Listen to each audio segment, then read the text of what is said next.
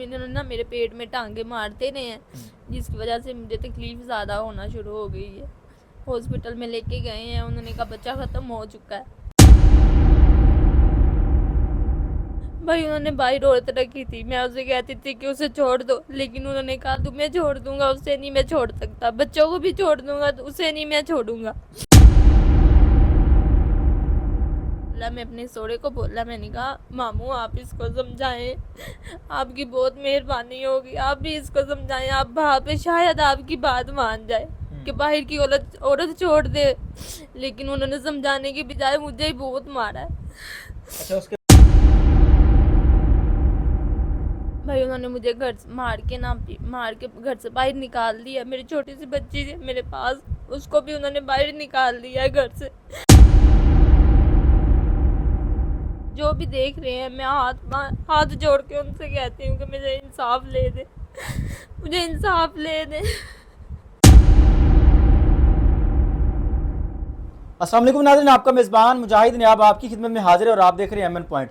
नाज़रीन, चंद रोज़ कबल हमें एक वीडियो वसूल होती है जिसके अंदर एक माँ अपने नौमौलूद बच्चे को कब्रिस्तान दफनाने के लिए लेके जाती है, लेकिन वो बच्चा शॉपर के अंदर होता है। वो वीडियो देखने के बाद यकीन करें कि हर उस शख्स का दिल मेरे ख्याल से फट जाएगा जिसके पास औलाद होती है, जो कि साबे औलाद होता है, उसको बड़ी तकलीफ होती है। मेरे साथ वो बदकिस्मत माँ बैठी है जिसका बच्चा उस बच्चे के बाप ने ज़ाया किया, मतलब कि मार के तशद्दुद करके ससुराल की जानिब से इसको घर से निकाला जाता है। और बड़ी बदकिस्मती ये देखें कि अपना माँ बाप का घर इस बच्ची को अपने घर नहीं रखता। क्या वजह है, ये सारा मामला है क्या, आइए इन्हीं से जानते हैं। अस्सलाम वालेकुम। वालेकुम सलाम। मेरी बहन, आपका जो दर्द है, आपकी जो तकलीफ़ है, यकीन करें कि इसकी कोई मिसाल नहीं दे सकते। मुझे बताएं क्या मामला हुआ कि एक बच्चा जो कि नौमौलूद है, आप उसको शॉपर में लेके कब्रिस्तान दफनाने के लिए जाती हैं, फिर अकेली। भाई मेरे मियाँ ने मुझे बहुत मारा है, मेरे घर वालों ने मिलके मुझे बहुत ज़्यादा मारा है, जिसकी वजह से मेरी तबीयत ख़राब हो गई है। हम हॉस्पिटल में आए हैं, उन्होंने कहा बच्चा ख़त्म हो चुका है। क्या वजह बनती है, एक शौहर क्यों मारता है जब उसको पता है कि मेरी बीवी हामला है, इसके पेट में मेरा बच्चा है, फिर भी वो तशद्दुद करता है, क्यों, क्या वजह? भाई उन्होंने बाहर औरत रखी थी, मैं उसे कहती थी कि उसे छोड़ दो, लेकिन उन्होंने कहा तुम्हें छोड़ दूंगा, उसे नहीं मैं छोड़ सकता, बच्चों को भी छोड़ दूंगा तो उसे नहीं मैं छोड़ूंगा। उसके घर वाले उसे नहीं समझाते कि बाप बन गए हो, अभी भी तो इंसान बन जाओ। कुछ समझाते थे, कुछ नहीं भी समझाते थे, लेकिन उसकी अकल के अंदर कोई बात नहीं बैठती थी। वो मुझे हर रोज मारता था, पीटता था, घर से बाहर निकाल देता था। किसके साथ शादी हुई थी, ये कौन था, रिश्तेदार था? जी भाई मेरे मामू का बेटा था। सगे मामू का बेटा? हाँ जी। सगे मामू का बेटा इतना जालिम हो गया, हालांकि खून का रिश्ता है, उसको एहसास नहीं हुआ? भाई कोई एहसास नहीं है उसे। जिस दिन ये सारा मामला हुआ, आप पर तशद्दुद किया गया है, उस दिन क्या मामला था, किस किस ने आप पर तशद्दुद किया? भाई उन्होंने मुझे घर से मार के घर से बाहर निकाल दिया। मेरी छोटी सी बच्ची थी मेरे पास, उसको भी उन्होंने बाहर निकाल दिया है घर से। किस किस ने मारा था आपको और किस तरह तशद्दुद किया था, बताएं जरा। मेरे मियाँ ने मारा है, मेरे देवर ने, उनके चाचू के बेटे ने मारा है। इन सब लोगों ने मिलके क्यों मारा है, आपका क्या कसूर था, कोई पुरानी दुश्मनी है, कोई इतना बड़ा गुनाह कर दिया तो आपने? भाई मैं यही उन्हें कहती थी कि इसे समझाओ, ये बाहर की औरत छोड़ दे, इसके बच्चे हो गए, मैं हूँ इसकी बीवी, मुझे पूछे, बच्चों को पूछे। लेकिन उन्होंने खुद उसके साथ मिलके उन्होंने मुझे मारा है कि तुम भी गलत हो, वो गलत नहीं है। उसको पता था कि मेरी बीवी के पेट में बच्चा है? हाँ जी भाई, सबको ही पता था। मार के इन्होंने घर से बाहर निकाल दिया। मेरी छोटी सी बच्ची, उसको भी घर से बाहर निकाल दिया। मैं अपनी आपी के घर आई हूँ, यहाँ पे हूँ। उस दिन किस चीज़ से मारा है, मसलन इतना ही तशद्दुद किया कि जो बच्चा है वो वेस्ट हो गया? भाई मैंने अपने ससुराल वालों को बोला, मैं अपने सोरे को बोला, मैंने कहा मामू आप इसको समझाएं, आपकी बहुत मेहरबानी होगी, आप भी इसको समझाएं, आप वहाँ पे शायद आपकी बात मान जाए कि बाहर की औरत छोड़ दे। लेकिन उन्होंने समझाने की बजाय मुझे ही बहुत मारा है। अच्छा, उसके बाद फिर आप हॉस्पिटल गई? नहीं, मैं अपनी आपी के घर आई हूँ। अच्छा। ये दोबारा मुझे वापस छोड़ने के लिए गए हैं कि हम सुलह करवा के वहाँ पे छोड़ के आते हैं। अभी मेरा भाई भी नहीं है। तशद्दुद के बाद जो आपका बच्चा जो है वेस्ट हुआ है, वो किस तरह हुआ था, मसलन कहाँ पर जाके हुआ? वो हॉस्पिटल में हुआ है। अच्छा, हॉस्पिटल आप कब गई थी, किसके साथ गई थी? ये मुझे वापस छोड़ने के लिए गए हैं, उन्होंने फिर दोबारा मुझे मारा है। फिर भी इन्होंने ना मेरे पेट में टांगे मारते रहे हैं, जिसकी वजह से मुझे तकलीफ ज़्यादा होना शुरू हो गई है। हॉस्पिटल में लेके गए हैं, उन्होंने कहा बच्चा ख़त्म हो चुका है, अच्छा, लेकिन पेन्स हैं, तो वहाँ पे बच्चा ख़त्म हो गया था वो। आप उस बच्चे को शॉपर के अंदर डाल के कब्रिस्तान लेके गई हैं, फिर अकेली गई हैं, क्या वजह थी? कोई साथ आपके गया नहीं घर में से, रिश्तेदारों में से? भाई मैं पुलिस वालों को कहती रही हूँ, हॉस्पिटल में लेके जगह जगह पे फिरती रही हूँ कि हमारा कुछ करते, मेडिकल कर दें या डीएनए कर दें, हमें किसी तरीके से कोई तो इंसाफ दे। उन्होंने लेकिन नादिन, बात एक नहीं मुहावरा आपने सुना होगा कि उल्टा चोर कोतवाल को डांटे।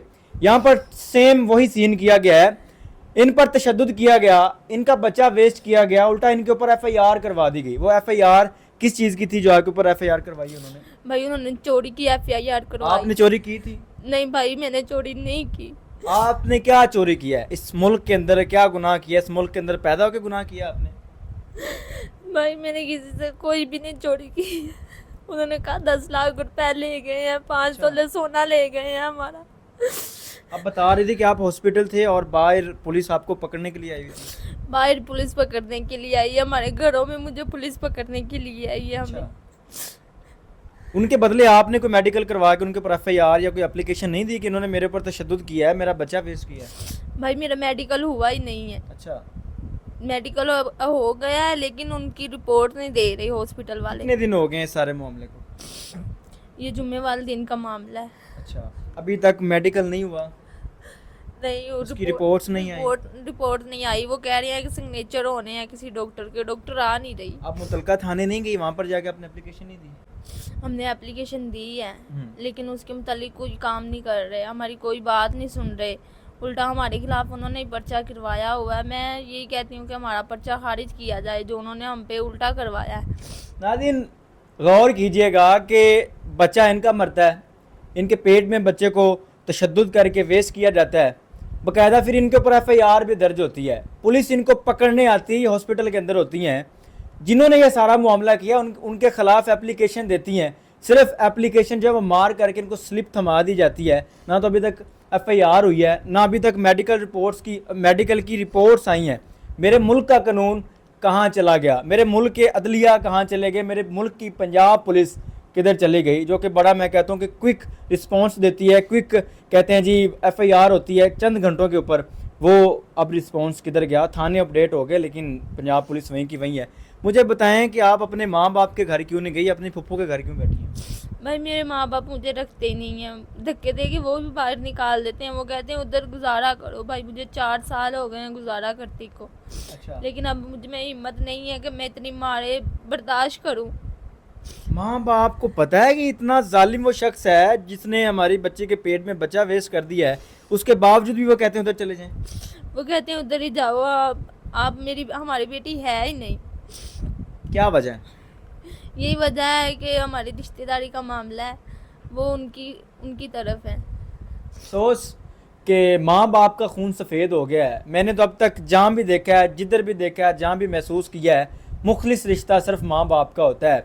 अगर यही रिश्ता गद्दारी कर जाए तो फिर इंसान ज़िंदगी के अंदर, इस दुनिया के अंदर किसके ऊपर यकीन करे? सगी माँ है वो। जी मेरी सगी माँ। वो कहती है कि आप चली जाएं उस शख्स के पास जो कि इंसान कहलाने के काबिल भी नहीं है। हाँ जी। किस पर यकीन करे बंदा? आप बताएं कि पहले बता दी कि मीडिया आई है, उन्होंने आपके प्रोग्राम जो हैं वो रिकॉर्ड किए लेकिन वो चलाए नहीं, क्या वजह है? कौन रोकता है? कौन सी पावर है?